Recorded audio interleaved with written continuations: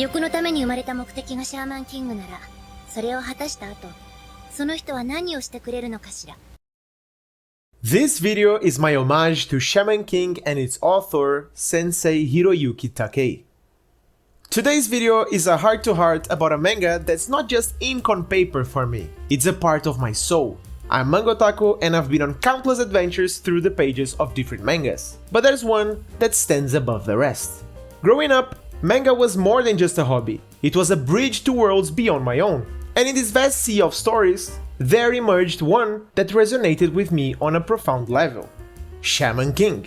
This manga, this journey, this Odyssey has been a constant companion through the ups and downs of my life. The little manga otaku was overwhelmed by everything that made Shaman King the masterpiece it is. It made such a huge impression on me that here and then I turn to the story, maybe to a specific battle or a specific arc. I just love it.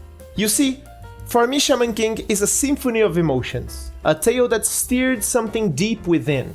It's not just the known shonen premise of the main character's quest to achieve his objective. It's a mirror reflecting our journey of self-discovery and growth.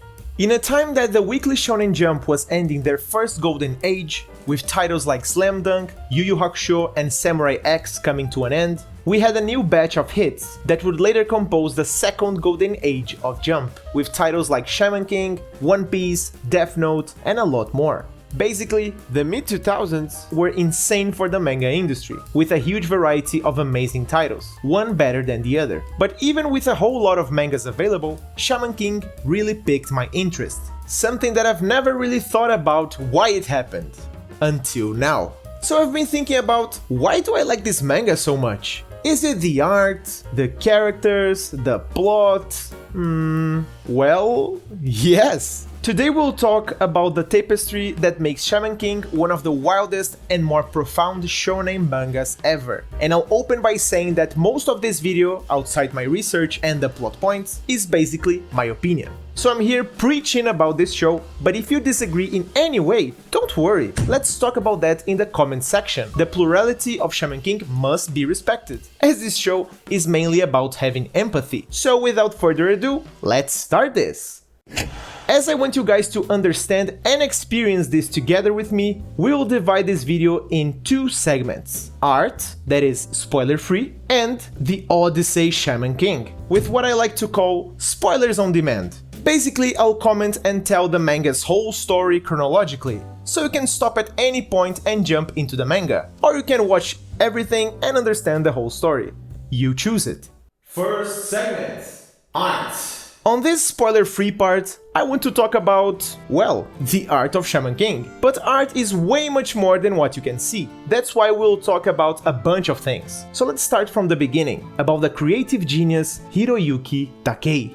Born on May 15, 1972, in Yomogita, Japan, Hiroyuki Takei embarked on his artistic journey from a young age. He was first hired by Tamakichi Sakura, that's right, the artist of the amazing Super Mario Adventures. In his early 20s, he won the Tezuka Award for his one-shot Itako no Ana, a sign of the brilliance that would later grace the pages of Shaman King. Because of the prize, he was later introduced to Nobuhiro Watsuki, the author of Samurai X. Yes, that one. And became his assistant alongside Onigaki Tarite's author Jin Shinga, Mikio Ito, who worked in multiple Jump titles at the time, and the man Eiichiro Oda himself, the mastermind behind One Piece. So yeah, he started pretty hot. Two goals of Master Takei have always been: 1. The urge to create a shonen manga with something more, and 2. To draw cool things. Like, he actually said that, and I respect him a lot for it. About his interests, Takei named Hirohiko Araki's series JoJo's Bizarre Adventure and Bao as his favorite manga when he was younger. In an interview with Shonen Jump, as favorites, he also cited Blade of the Immortal by Hiroaki Samura and Hellboy by Mike Mignola. Takei has also been early influenced by American comic books, mecha anime, and Osamu Tezuka, the creator of Astro Boy, showcasing a blend of traditional and modern manga elements. In a video, he revealed that the magical journey of Shaman King emerged from his imagination in a flash. My guy basically just woke up and thought, holy crap, I need a pen and paper. You get what I'm saying? this guy is different. Just like that, he thought of this world of fusing elements of shamanism, spirits, and dynamic battles. That, along with the idea of Takei projecting himself onto the protagonist, shows us his ability to craft a narrative which transcends the ordinary and seamlessly twists spiritual concepts with intense action and emotional depth. Takei's artistic style is distinctive, capturing the essence of spirituality and adventure. The characters' expressions, the fluidity of action sequences, and the intricacy of spiritual designs showcase a level of artistic alchemy that elevates Shaman King beyond the typical shonen manga. Each page is a visual feast, and Takei's attention to detail brings the world of shamans to life. And talking specifically about design, it's crazy to see the evolution of Takei as an artist. The first chapters of Shaman King have this amazing, almost cartoonish style, with some raw proportions that really give personality to the manga panels. As we read the series, it is very perceptible that Takei started finding his own true style, a style with a beautiful sharpness to it. It evolved into such an interesting and singular design that Takei is well known to this day as having one of the most innovative and original designs to ever be published in a shonen magazine. What sets Takei even more apart is his ability to explore diverse themes within the shonen genre. Shaman King isn't just about battles, it delves into philosophy, the afterlife, and the interconnection of spirits and humans. Takei's storytelling goes beyond conventional boundaries, adding layers of depth and meaning to his work. Shaman King's global impact is a testament to Takei's ability to create a story that transcends cultural boundaries. The manga's popularity isn't confined to Japan, it has resonated with readers worldwide, forming a global community of fans who connect with Takei's unique blend of spirituality, humor, and adventure. Shaman King stands out not only for its supernatural battles and complex plot, but also for the rich diversity embedded within its characters. The author really weaves a narrative that celebrates characters from various backgrounds, cultures, and walks of life.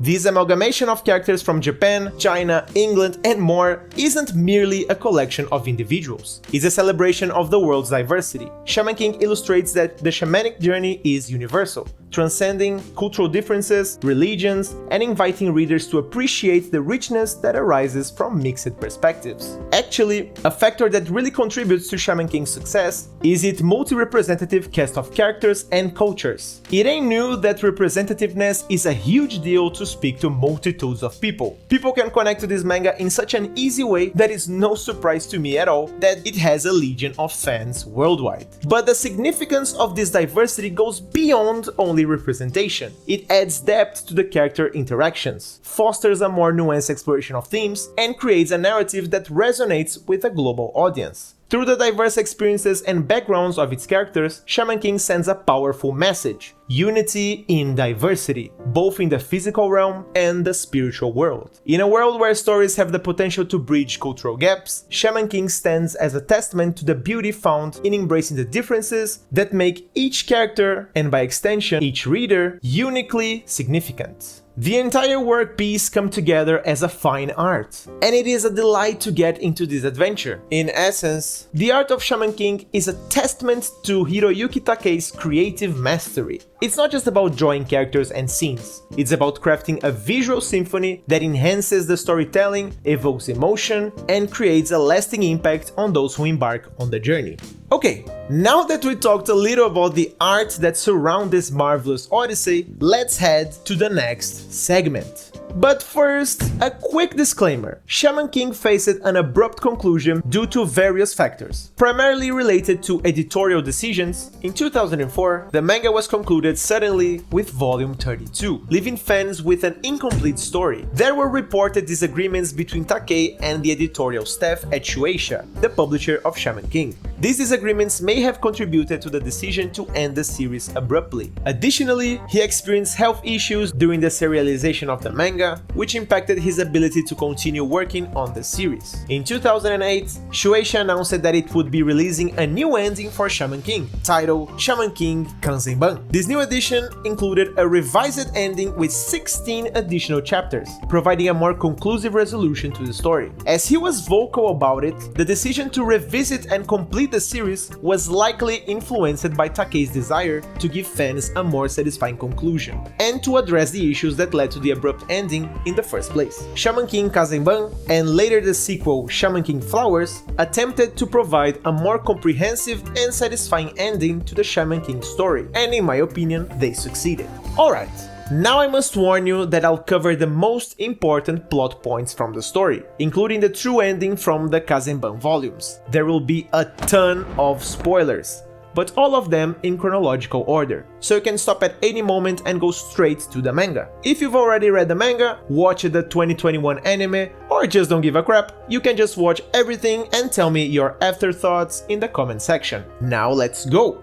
Shaman King is one of the mangas that better connect with the definition of an Odyssey. For those who don't know, Odyssey is a long wandering or voyage usually marked by many changes of fortune. In this manga, we have so many changes of fortune that it would be really hard to pinpoint all of them. So other than the main plot, I'll talk about the most memorable and important parts to me. I'm sorry if I don't cover your favorite part or mispronounce any name, but I'll try my best to deliver the main story. Here we'll talk about arcs, characters, concepts, we got it all. But remember, read the manga so you can have the full experience. So let's start with The Odyssey Shaman King, coming to Tokyo arc. Imagine this.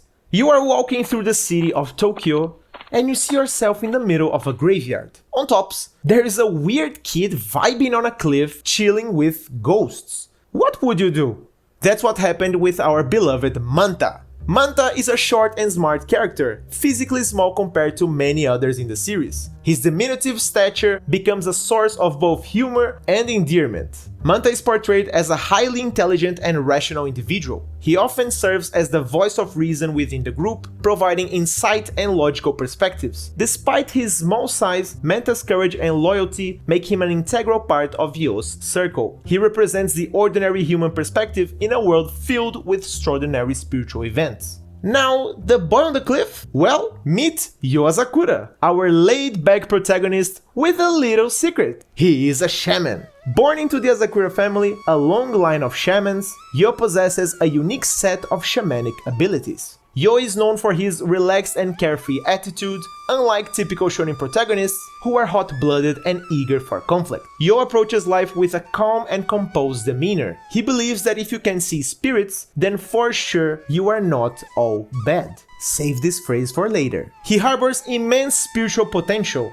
and his goal is to become the Shaman King, a title given upon the winner of the Shaman Fight, a grand competition between shamans to determine the ruler of the spirit world. His goal is as hard as it sounds, and he is doing all of this to live an easy life. That's right, he basically wants to chill.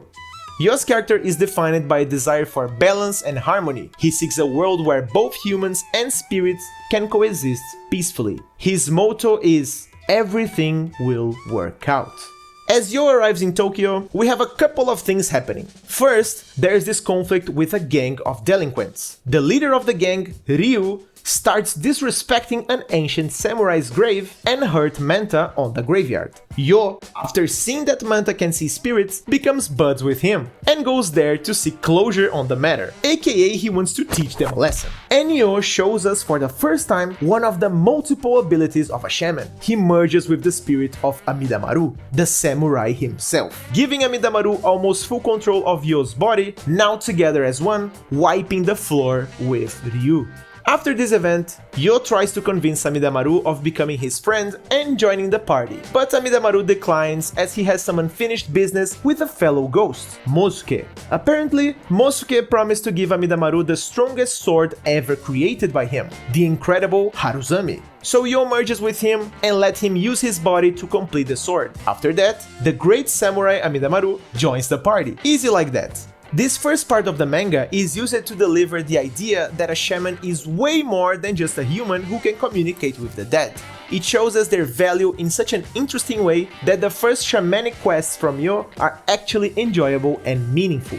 But oh, it's not all smooth sailing. They attract the attention of Ren Tao, a formidable shaman from China. Ren Tao is an intimidating and complex character. Hailing from the prestigious Tao family in China, Ren is a powerful shaman with a strong personality, intense ambitions, and a distinctive presence. His desire to surpass others and prove his strength is a driving force in his character arc. This competitive edge often brings him into conflicts with other shamans, particularly the protagonist Yuan Sakura. Ren's spirit companion is Bazong, a Chinese warlord who lived in ancient times. Bazong's loyalty and strength complement Ren's own abilities, forming a powerful partnership in battles. When Yo refuses to allow Ren to take Amidamaru to help him become the Shaman King, the two shamans engage in a fight against each other.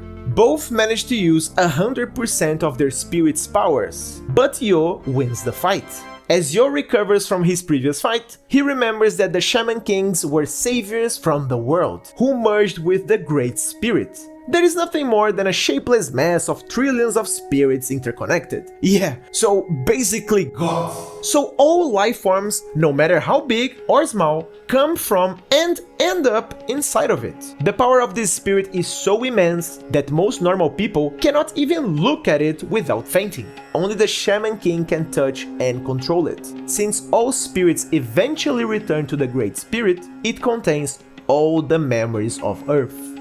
So when he wakes up, Yo is greeted by his fiancée, a spiritual medium or otaku named Anna Kiyoyama, who has come to train Yo to make him win the upcoming Shaman Fight tournament and become Shaman King. Anna Kiyoyama is a significant and really powerful character. Her role extends beyond being a shaman. She's a crucial part of Yo's life as his fiancée and bringing a unique blend of strength, mystique, and authority to the series.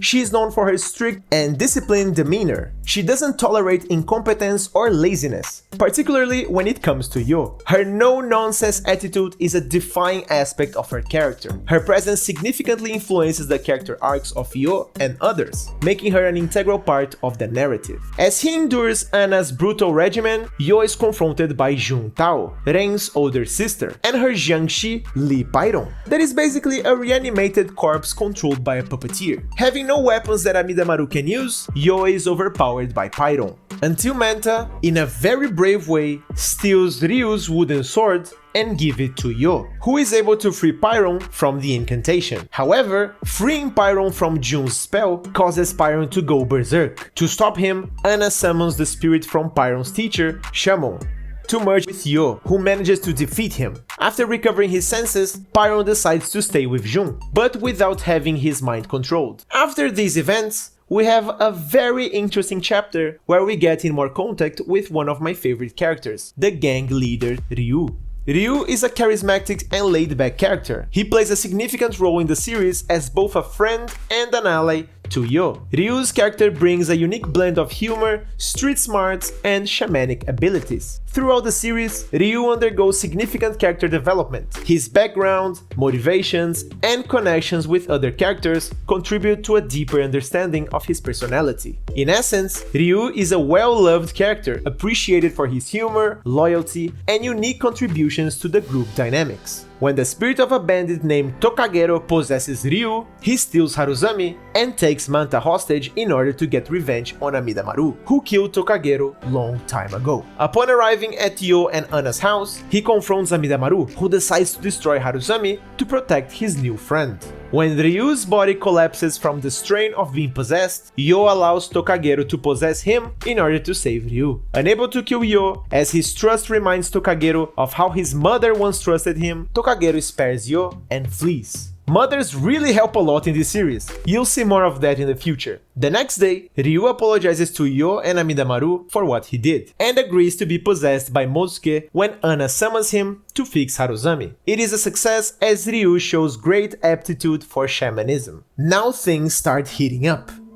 Shaman fights in Tokyo Arc. To qualify for the Shaman fight, Yo is tested by Silva, a member from the Patch tribe who oversees the test. However, Yo is unable to hit him. Silva uses his spiritual energy to combine his various animal spirits with objects to create weapons in a technique named Oversoul. Oversoul is a manifestation of a shaman's spirit energy, known as Furyoku, into a tangible form. It's a fusion of the shaman's soul with their spirit companion, resulting in a powerful, customized spiritual weapon. When Yo manages to create an Oversoul by merging Amidamaru with the Haruzami, he lands a hit on Silva and qualifies for the tournament. Yo is soon forced to face his first opponent, the Ainu shaman Horohoro, who channels his nature spirit named Kororo with his snowboard to make ice attacks. He dreams of becoming Shaman King in order to plant a vast field of butterbur for the Ainu nature spirits. His dream sounds simplistic, but this character is way more complex than he looks.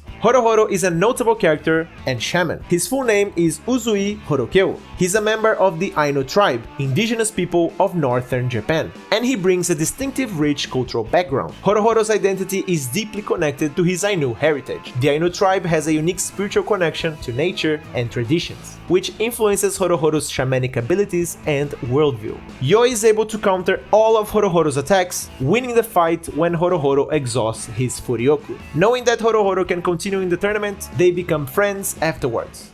Meanwhile, Silva discovers that Yo's next opponent is Faust, but he's unable to convince Anna to make Yo forfeit the next fight. Faust is a prominent and intriguing character known for his unique shamanic abilities and dark persona. He's a necromancer, a shaman who specializes in communicating with and controlling the dead. His primary spirit companion is Elisa, the spirit of his deceased wife. Faust's necromantic abilities are powerful and dark, reflecting his tragic past. He adds a lot of moral complexity to the series. Over the course of the story, Faust undergoes significant character development. His quest for redemption and reconciliation with his past adds depth to his story, showcasing elements of personal growth and transformation. At a cemetery, Yo meets Faust, who wants to become the Shaman King to revive his wife Elisa. Faust then attacks Manta out of just morbid curiosity regarding Manta's stature. This character starts pretty sickening. Yo gets enraged and is forced to fight Faust's skeletons. Exhausted from running out of Furyoku, Yo is quickly surpassed by Faust's true Oversoul, a phantom Elisa formed from her bones. A true Oversoul is an advanced and more powerful form of Oversoul, representing the pinnacle of a shaman's mastery over their spiritual abilities. Yo's Oversoul disappears. He brutally loses the fight against Faust. When Manta finds Yo in the hospital, Yo breaks off their friendship to protect Manta, and leaves for Izumo with Anna and Amidamaru to consult his grandfather Yomei on how to become strong enough to beat his next opponent, Ren. At Yomei's suggestion, Yo enters the Yomi cave, where he must walk for 10 days in the darkness, like when you enter a cave in Pokemon for the first time. Meanwhile, Manta finds Ryu and the two set off to find Yo. When they arrive in Izumo, they are confronted by an Asakura disciple, Tamao Tamamura, and her spirits Ponchi and Conchi, when Tamao's divination suggested that Manta and Ryu were threats to Yo. However, Anna stops her and reveals that Ponchi and Conchi foiled the predictions. When Yo finally emerges from the Yomi cave, his Oversoul has become stronger.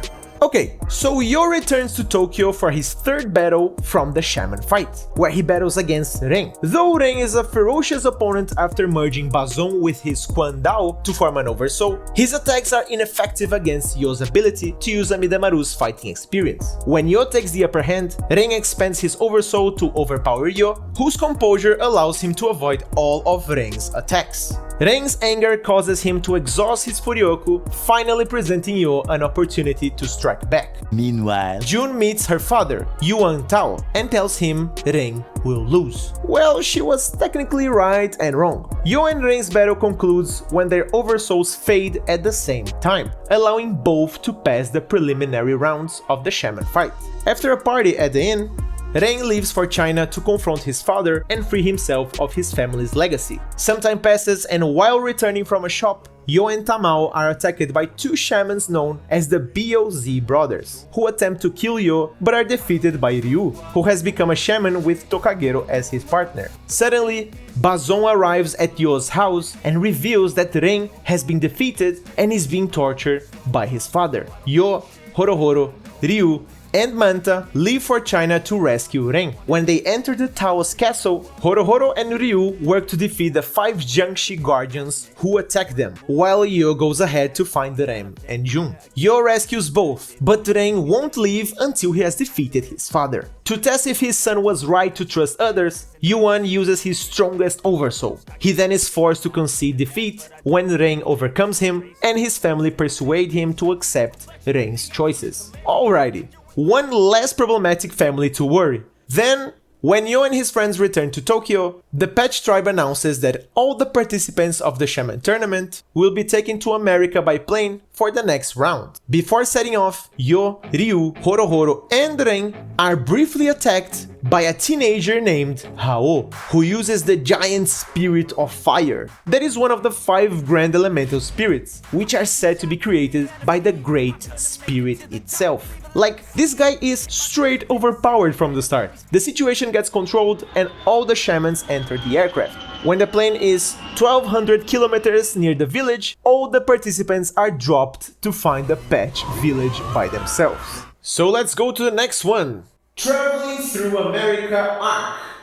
While searching for the location of the Patch village, Yo's group tries asking Lilirara, a member of the Seminoa tribe, for information. After refusing, she reveals how the Patch tribe massacred her ancestors. As she presents her tribe's memories to the party, they literally feel the agony and deaths of the Seminoa. The group learns that the murderer responsible was Hao 500 years ago in another lifetime. After Lilirara backs down, she reveals what she knows about the Patch tribe, guiding the party to the next point, to shortly after be killed by Hao. Whenever this maniac appears, people basically die. As Yo's group moves on, they meet Lyzarg Diatel, a boy who wants to join their group, but only if they are strong. Though he injures Horohoro and Ren with his oversoul, Lyzarg is defeated by Yo. At the hospital, Lyzarg apologizes to the group, confessing that his parents were killed by Hao and that he wanted strong comrades to take revenge. Yes, like we will see a lot, this one is pretty mad at Hao. Hoping to temper Lyzarg's hatred, Yo's group accepts him as their new companion.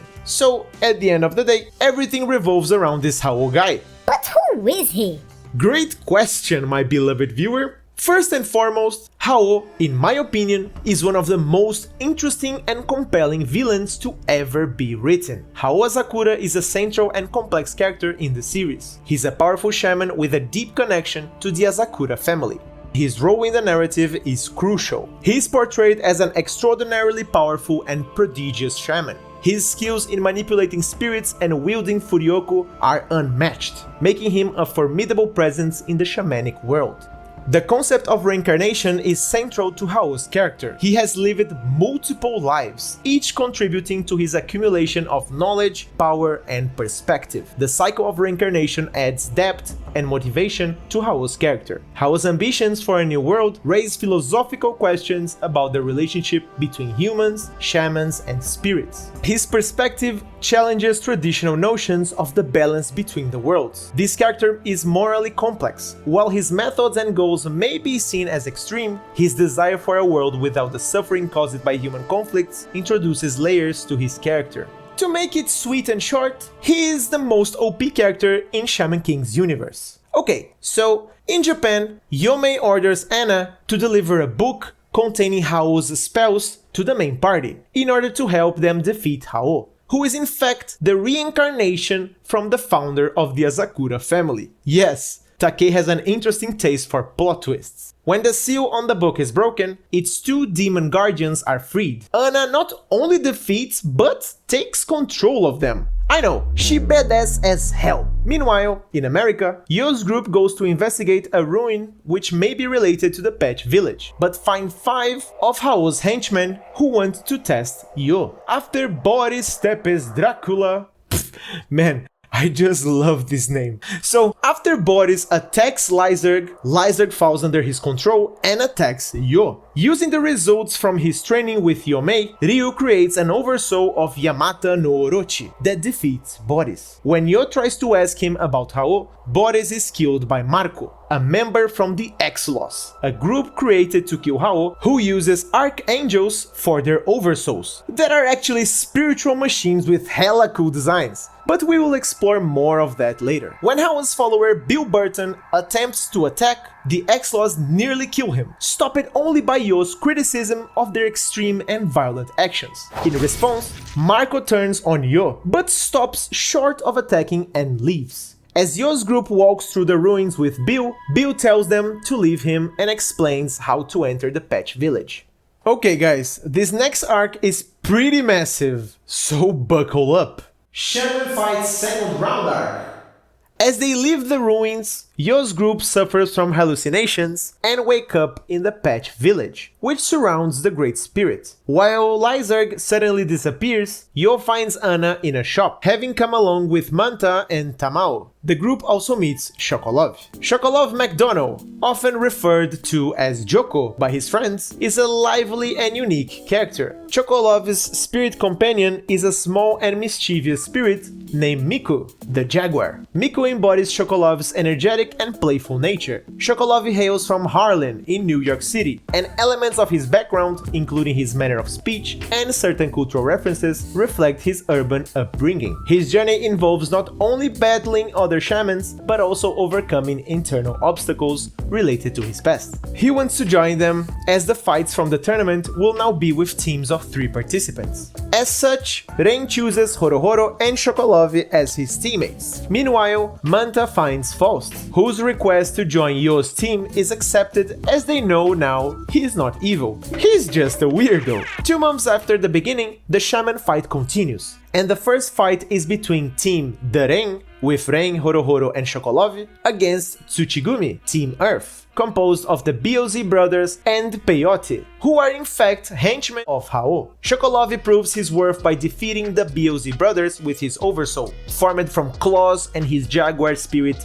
Miku, but is overpowered when he refuses to kill them after Peyote possesses the brothers with his spirits. After remembering his life as a criminal and how he met his shaman teacher, Sokolov creates a wind blow to make Peyote's spirits start laughing to the point they are unable to fight. I simply love the powers of the shamans. Ren finishes Peyote and Team Daren wins the first fight. In the following match, Team Niles faces X1, one of the 3 teams from the not-so-creative X-Laws, which now includes Lyzarg. These guys have crazy mecha spirits and can only think of X1, X2 and X3 as the team names, like bruh. Although Lyzarg almost kills his opponent, Anatel Pocky, his hesitation about killing breaks his oversoul, forcing the X-Laws leader, Iron Maiden Jane, to step in. Using her god-class spirit Shamash, she pretty much destroys the team in an instant. Oh, and torture them in the middle of the match. Yes, for their first match, Team Fumbari Onsen, composed of Yo, Ryu and Faust, faces the Iceman, a team of shaman from the northern parts of Europe. Team Fumbari Onsen's composed attitude towards the fight offends the Iceman's sense of pride, even more so when Yo, Faust and Ryu demonstrate the overwhelming results of their training with Anna's directions and Hao's spellbook, the Cho Senji Ryaketsu. To acknowledge their efforts, Yo takes the Iceman on by himself and defeats them all with his Oversoul. By this point we can consider that our heroes are on a nice level. But after that, Yo visits Lyzarg, who apologizes for leaving. When Jane requests that Yo join the X-Laws, he turns her down and leaves. During a match between the X-Laws X3 and Hao's own team, Hoshigumi, Hao confronts them alone and easily outmatches them. When X3 sets off a grenade to consume all the oxygen in the arena, Hao reveals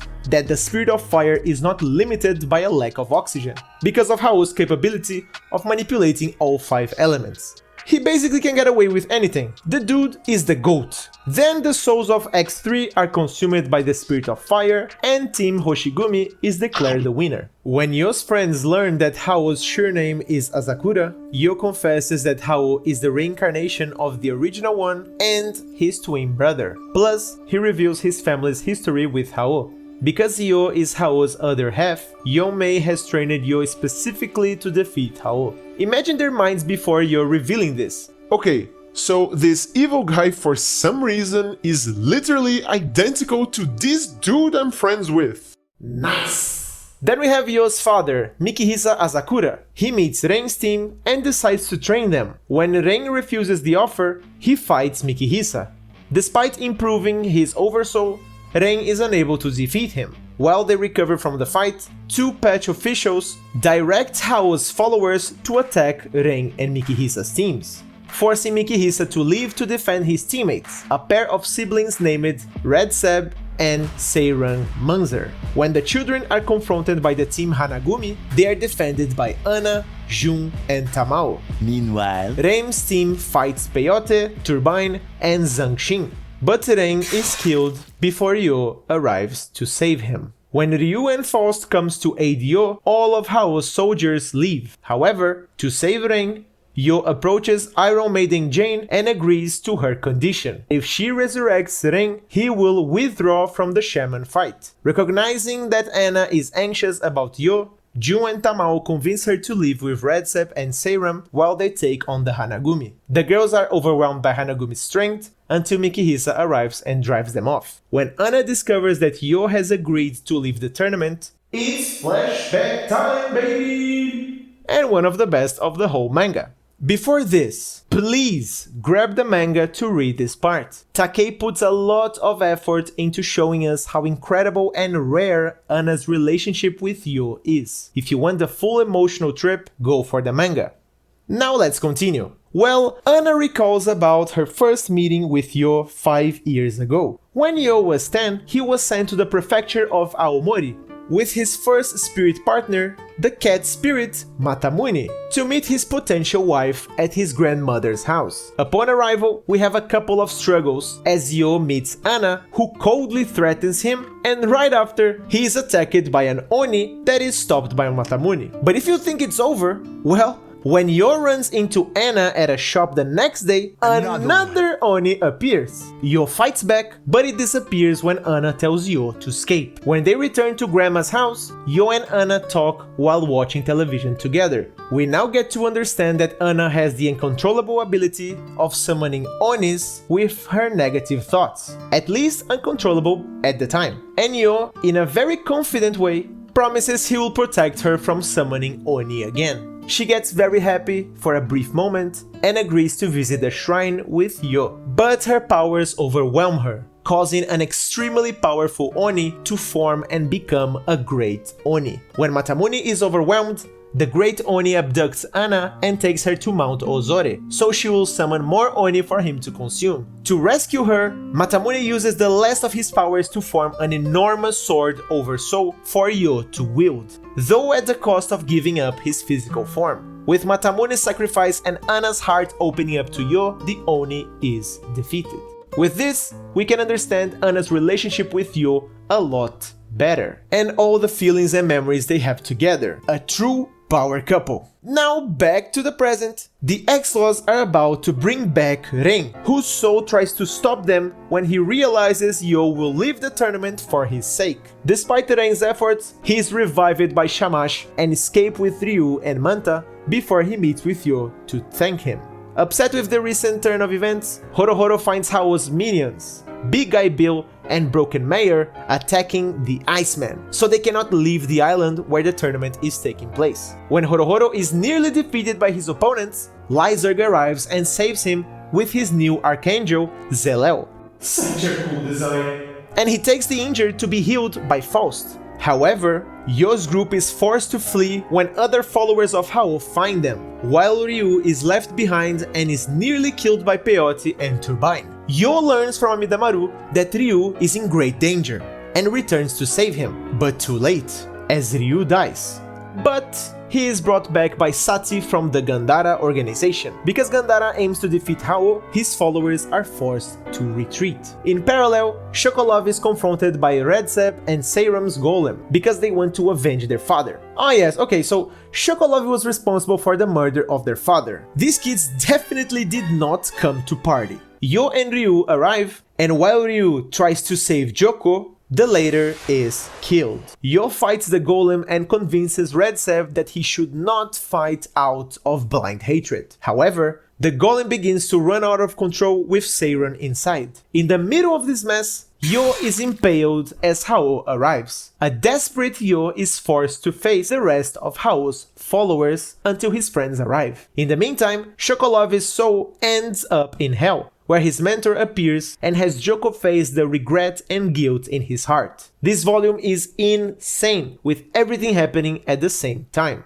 Hao then decides not to fight Yo's friends, as he only came to access Yo's condition, so he leaves. Due to his wound, Yo faints while his friends try to disarm the golem without harming Seiran. In hopes of saving his sister, Red Seb tries to confront the golem himself to calm down his father's spirit, but is nearly killed until Shokolov, having been revived by Sachi of Gandhara, saves him. Okay. At this point, I imagine you are thinking, Man, this author keeps killing and reviving characters every time. and yes, you are right. But the concept of life and death in Shaman King is very different than most mangas out there. Because of the multiple ways of reviving and with the reincarnation system, death becomes just a way to power up, basically. As when characters die, they gain more Furyoku. Many would say that Hiroyuki Takei lost himself in the middle of all this reviving fiesta. But I disagree. As the plot unravels, we get to see not only power battles,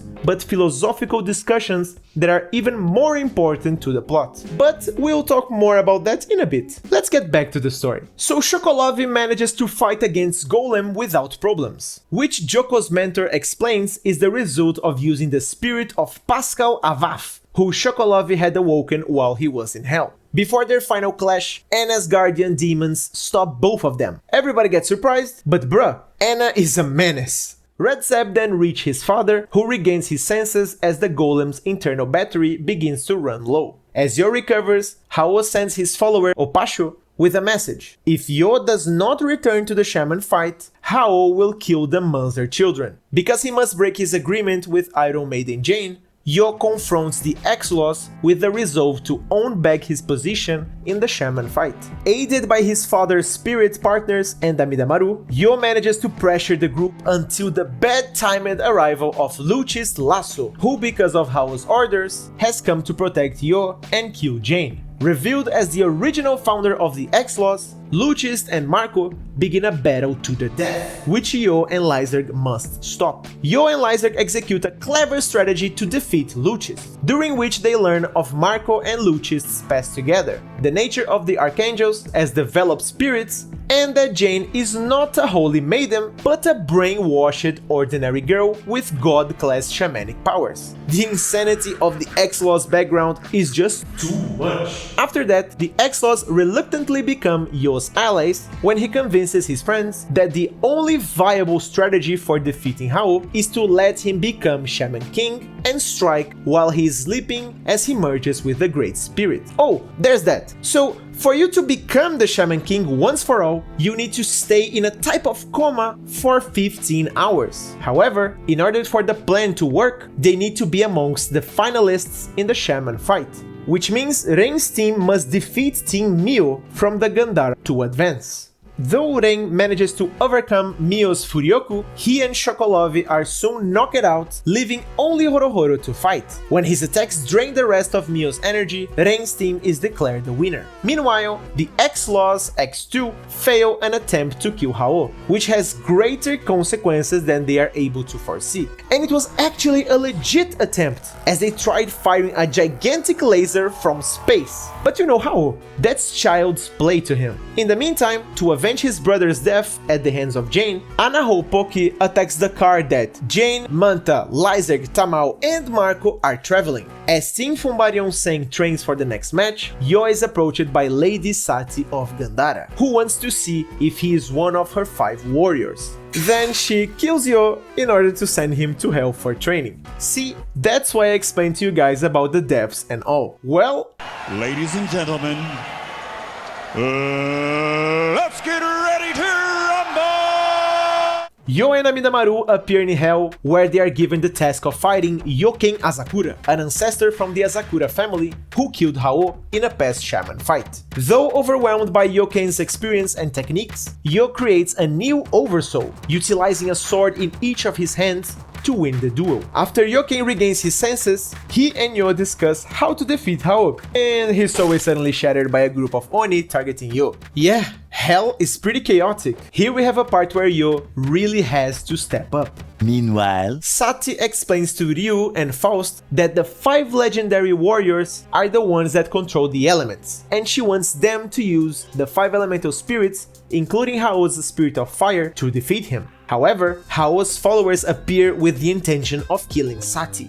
The Gandhara's team Mio sends Ren's team to Hell to train. While Ren and Horohoro must face their own hells under Matamuni's guidance, Shokolov trains under Pascal Avaf. Lyserg, after being killed by Hao's ally Anahol, also appears in Hell, where he is guided by Avaf. That's it, let's go boys! No pain, no gain. Marco, having survived Anahol's attack thanks to Jane's intervention, attempts to send Tamao and Manta away to protect Lyserg and Jane until they can be revived by Sati. Oh, some important information. For you to revive someone, their bodies need to be intact. When Hao arrives, Ponchi escapes and returns with Anna, who holds Hao while Tamao goes for help. When Sati is killed by Hao's followers, Faust resurrects Yo, just as he completes his tests in Hell and protects his friends. It's amazing that Faust really becomes one of the best healers in the show. In the meantime, the Patch Village is discovered by ordinary humans, led by Manta's father, the space enthusiast Mansumi. When Hao's followers try to attack, Peyote betrays them and reveals to his comrades that Hao can read minds and that none of them truly know him. He then kills them and later himself. Yep, Takei went hard with the twists. Then Anna struggles to hold her own against Hao, saving the Hanagumi's souls from being devoured, until Yo finally arrives to support her, which is a very cool panel. The brothers then have drinks together and discuss Hao's plan to absorb Yo. Wait, is this script right? Yes. Not only it is right, but now we have one of the reasons why I love this manga so much. When Yo arrives, he and Hao agree on going to the next coffee shop and drink something while they talk. You see, Hiroyuki Takei really wanted to create a Shonen Jump manga that felt like a little more, and in moments like this, I can clearly see that. And we can really enjoy this masterpiece by what it is, the Odyssey of becoming Shaman King. We see a lot of known concepts, as death for example, being twisted and played so that the characters have a wide range of interactions. By the time you finish the manga, you feel as you actually know the characters. Their personalities, tastes, backgrounds, everything is so meaningful that you stray a little from the idea that you are reading a shonen manga. But now, let's get back. The Shaman fight resumes with a match between Ren's team and Team Fumbari Onsen to advance to the semi-final. Yo reveals he wants to save his brother because Hao has no friends. He can actually see a glimpse of kindness in Hao's existence. But don't worry, this is not some weird generic friendship kind of thing. Well, maybe just a tiny little, but in general, Yo holds to this ideal since chapter 1. No one that can see spirits is all bad. Am I right? Well, Horohoro gets really pissed that Yo went for coffee with Hao, saying that he's too naive and won't forgive him. During the fight, Ryu and Faust are both taken out, leaving Yo to fight against Ren and Horohoro alone. The match reaches its final stages when they are interrupted by a revived Lyserg. Finally, the full party is back to life. With that, Sati and Jane arrive and announce the withdrawal of several teams, leaving Team Fumbari Onsen, Team Ren, the Hoshigumi, and X-Laws as the semi-finalists.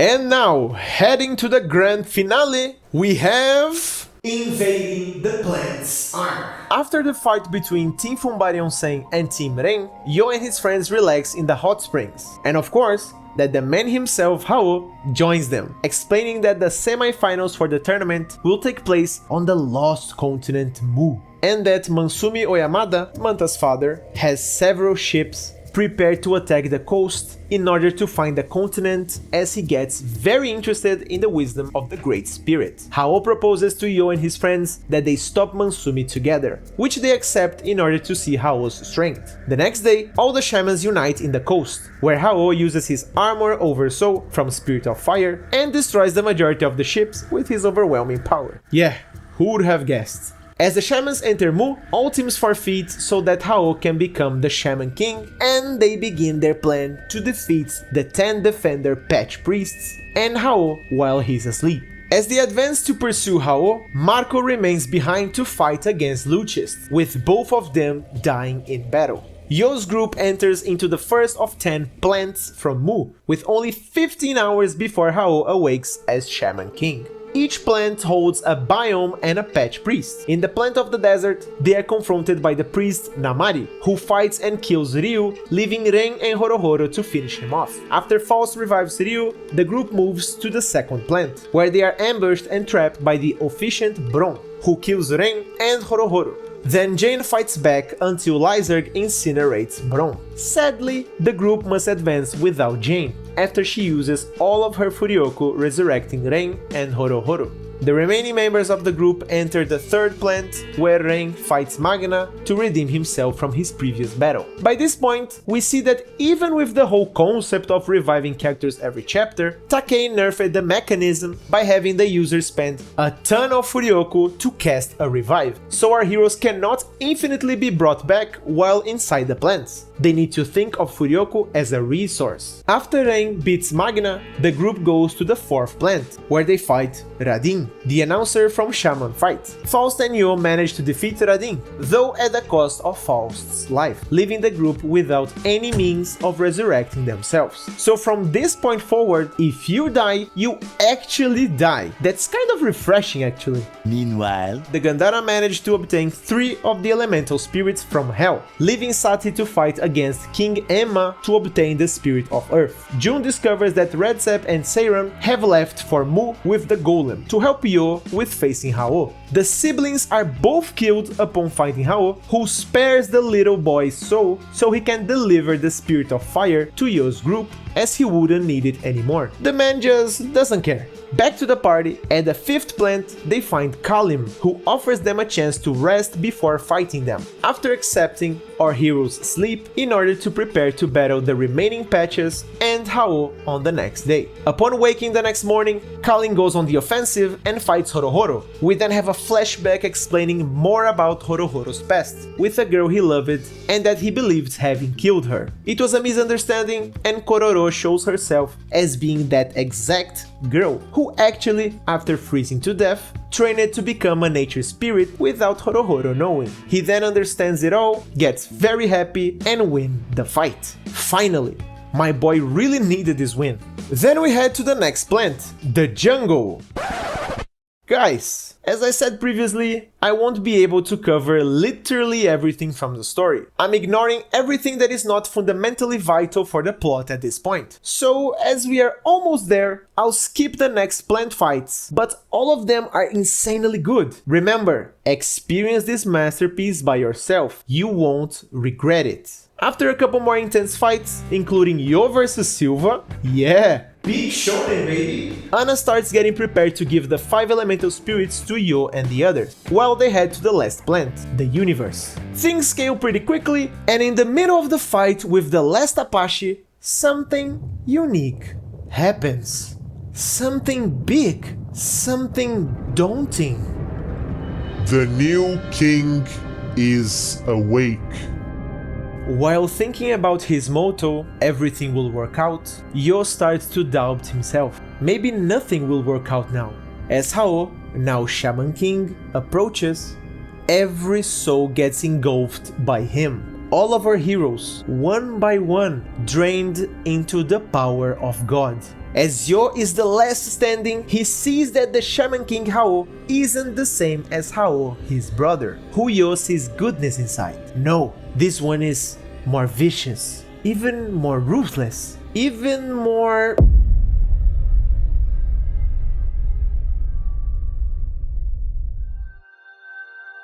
The brothers finally merge together and with all simplicity on earth start a conversation about humans. If killing all of them make any sense at all. Hao still don't get convinced by Yo and keeps the mentality that humanity is trash and that he shall proceed on finishing his job. But then something crazy happens. Because Hao engulfed literally all the spirits, our heroes, as the warriors chosen to control the 5 elemental spirits, gain access to them and try to beat Hao from inside the Great Spirit. So once more, things get very crazy, very fast. And I'll just add that everything that happens right now is basically a visual representation of the character's power of will. Because these dudes are already dead. So we basically have a load of amazing, stylish, exciting panels that at the end of the day won't matter too much for the story. But as Takei loves drawing cool stuff and I love looking at cool stuff, it's pretty cool. Okay, so after meteors, comets, black holes, supernovas and more, Manta shows up riding a train.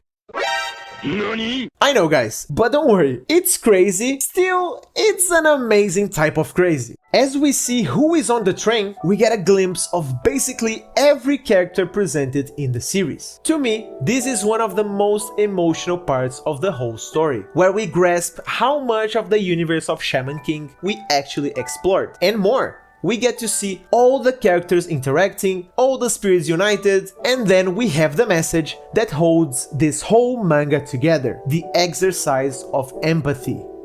Just to make sure everybody is on the same page, all these spirits and characters were absorbed by Hao, and so are connected to the Great Spirit. So the Shaman King, in this case Hao, is connected with everybody. Each person, each spirit can feel what he is feeling, his anger, his worries, and his humanity. He was so embedded in vengeance and sorrow that he couldn't feel the presence of the first person that ever loved him, his own mother. She then shows up and asks everybody to forgive her and her stupid son. Then, confused and frustrated, Hao screams and asks why should he apologize to the worthless humans that once killed her.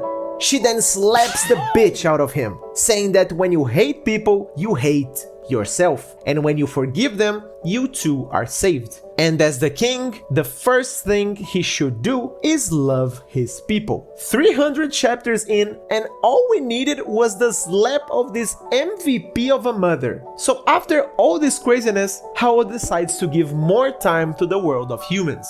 And he says that he'll be watching how everybody tries to fix everything before their time runs out. Basically, he lets everybody live their lives. We then have a quick look into the future where all our heroes are living their truths and are aiming to build a better world. Everyone is doing their best, looking for their answers. So now I feel like I can also do my best. As long as we don't find that answer, even if we die, our journey won't end.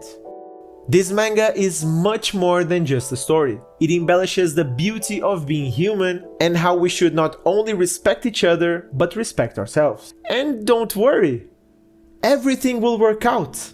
You will see. Holy, this video was something else. Shaman King rules. Thank you a lot for watching, leave a like and subscribe for more. I am Manga Otaku, keep loving the nature, keep respecting the others, and keep reading manga.